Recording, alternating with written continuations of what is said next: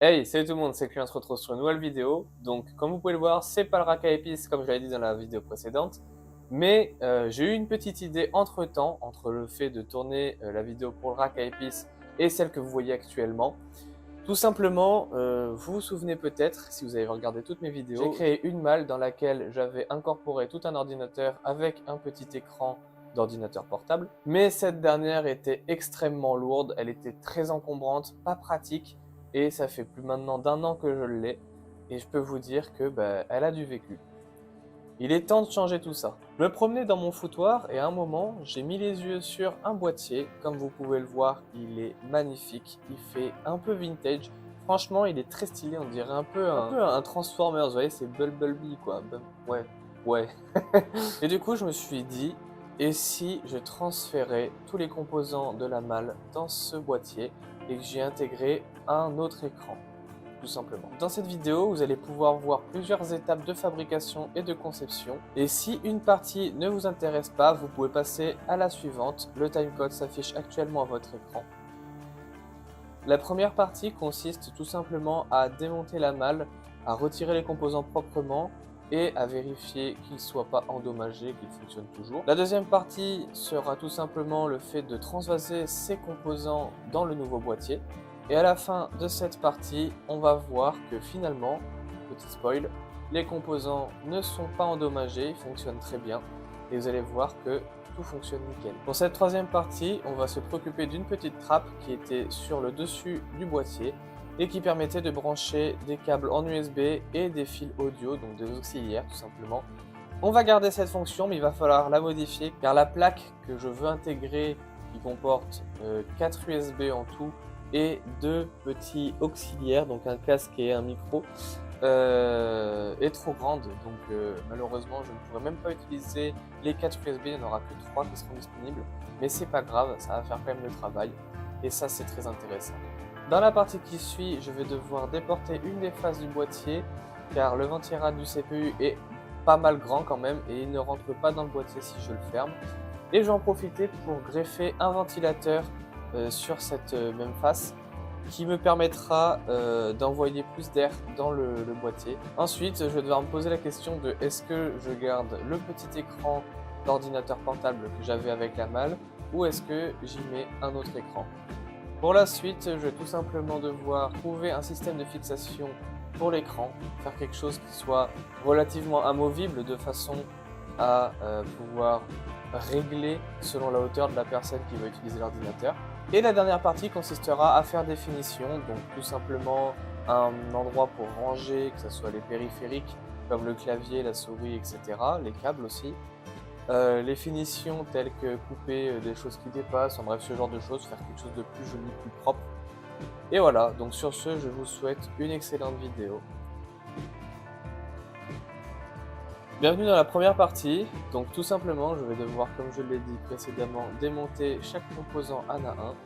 Pas très compliqué, mais il faut quand même y aller doucement, car dès qu'on entend un petit crack, c'est que c'est mauvais signe.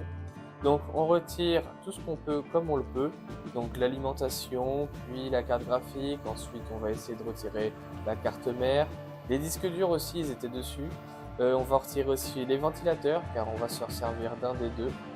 Ensuite on va retirer tout ce qui va être de la visserie, les équerres, machin, etc. Tous ces trucs là on va les utiliser pour plus tard. Dans cette deuxième partie, vous pouvez voir ce magnifique boîtier. Comme vous pouvez le voir, il est vraiment spacieux, il est grand, il est magnifique, il est vintage comme je vous l'ai dit, il est très très beau. Et franchement, je suis content d'avoir gardé ce genre de choses. Comme quoi, je garde tout, mais ça me sert toujours en fait. Je suis un peu un éboueur, mais sans déconner, c'est génial. Donc, on rentre tous les composants dans ce boîtier. On fait les branchements nécessaires, on va faire un peu de cable management, c'est d'ailleurs un des plus beaux cable management que j'ai pu faire de toute ma vie, sans déconner, c'est magnifique.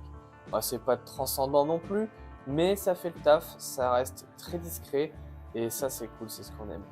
Après avoir fait tout ça, on le branche à une de mes télés qui me sert avec un autre ordinateur pour tester tout ça, et on voit que ça fonctionne.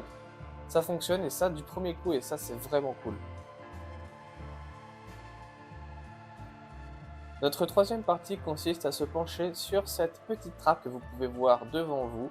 Donc une trappe, comme je l'ai dit, qui sert à brancher des USB et des auxiliaires. Et elle n'est pas la bonne taille pour ce que j'aimerais ajouter. Grâce à ma nouvelle Under 3V3KE, je vais pouvoir faire des petits timelapse. Donc j'ai reçu la caméra il y a peu. Il n'y a que certaines pièces que vous verrez en timelapse, malheureusement. Après avoir fait toutes les mesures nécessaires, je conçois la pièce sur SolidWorks. Je fais 1, 2, puis 3 essais quand même. Et le troisième essai me convient à peu près. C'est pas parfait, mais ça fera l'affaire. Parce que je consomme pas mal de plastique, pas mal d'électricité et beaucoup de temps.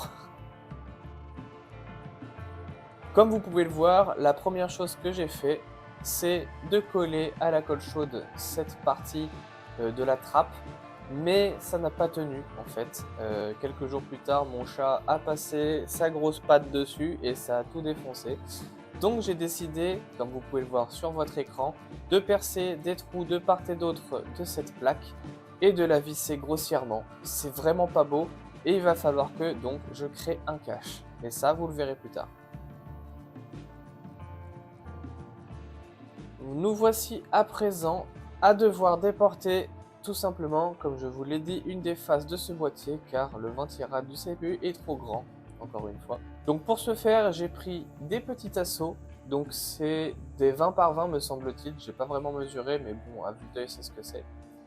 Je les ai fixés solidement sur le châssis de notre boîtier et j'ai fait des trous dans la face concernée. Quand on regarde le boîtier de devant, c'est la face de gauche que j'ai dû modifier. Tant qu'à faire les modifications de cette face, je lui ai ajouté un petit ventilateur qui d'ailleurs a des petites lumières bleues, vous savez c'est le petit ventilateur qui était dans la malle et ça permettra d'insuffler plus d'air dans le boîtier pour que ça refroidisse mieux. Pour ajouter le ventilateur, j'ai tout simplement fait mes tracés sur du scotch pour éviter de faire des traces indélébiles sur la face. Ensuite, j'ai percé des trous assez réguliers de façon à ce que l'air puisse passer. J'ai fait des trous dans les 4 coins du ventirad et de la face d'ailleurs. Et j'y ai mis des rivets tout simplement.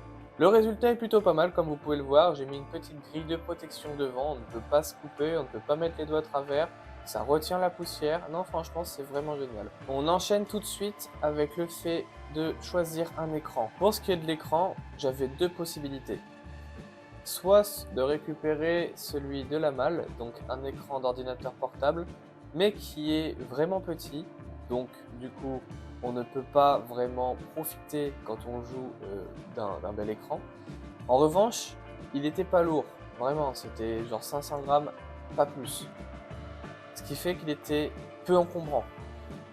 La seule chose qui était pénible avec celui-ci, c'est qu'il aurait fallu que je fasse un boîtier en 3D pour accueillir les différents composants qui permettent d'alimenter l'écran et de faire l'acquisition vidéo.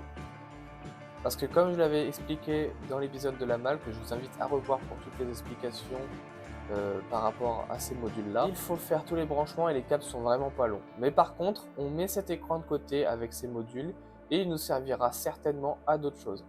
Pour ce qui est du deuxième choix, dans mon bazar, j'ai trouvé une vieille télé Samsung, comme j'ai pu le dire au début de la vidéo, qui est certes beaucoup plus imposante.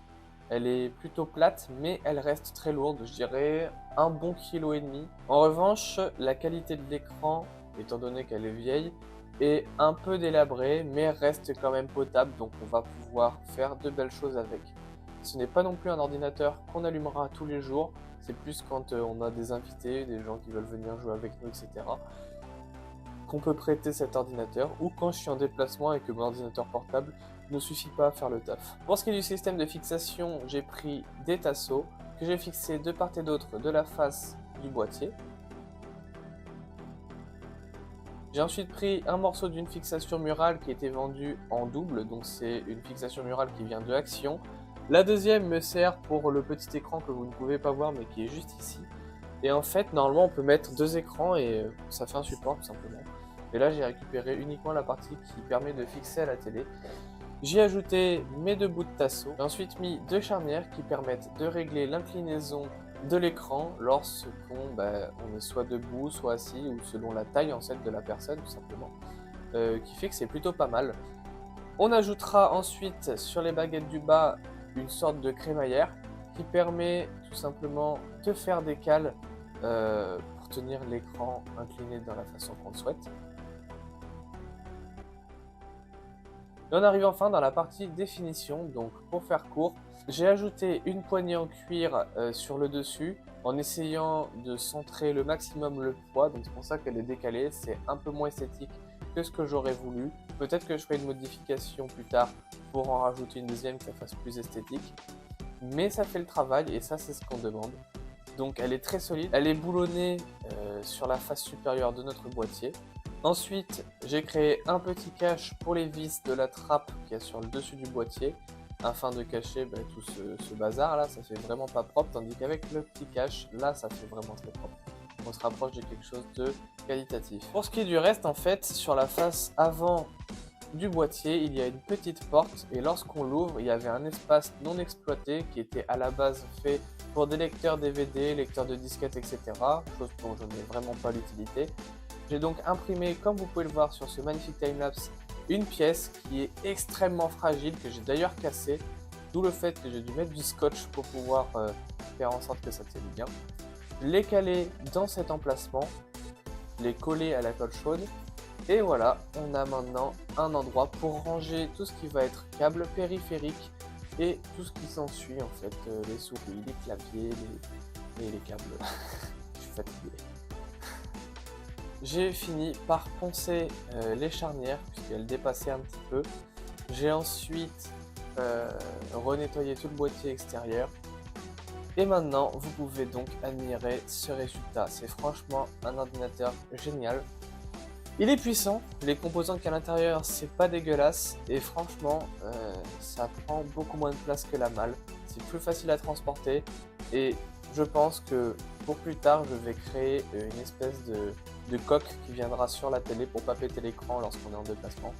À part ça, c'est cool. Sur ce, j'espère que cette vidéo vous aura plu. Pour les prochaines, il y aura des timelapses avec des impressions, sauf pour le rack à épices parce que c'était encore avec la vieille Under 3, mais ça je vous le répéterai au moment venu. Le rack à épices devrait pas tarder à sortir non plus de toute façon, mais c'est vraiment pas une vidéo incroyable. Ça va être très court, très rapide vraiment, et elle reste intéressante, mais n'est pas aussi intéressante qu'un projet comme ça à construire, je trouve. Ceci dit, c'est pas très grave. Sur ce, j'espère que cette vidéo vous aura plu. Je continue de préparer la grande surprise dont je vous spoilerai pas tout de suite, que je vous prépare depuis un certain temps. Et vous allez voir, ça va être du feu. Merci d'avoir regardé cette vidéo, j'espère qu'elle vous aura plu. Laissez un petit pouce bleu, un commentaire si ça a plu, n'hésitez pas à partager. Et on se retrouve pour une prochaine vidéo. A plus tard les gens.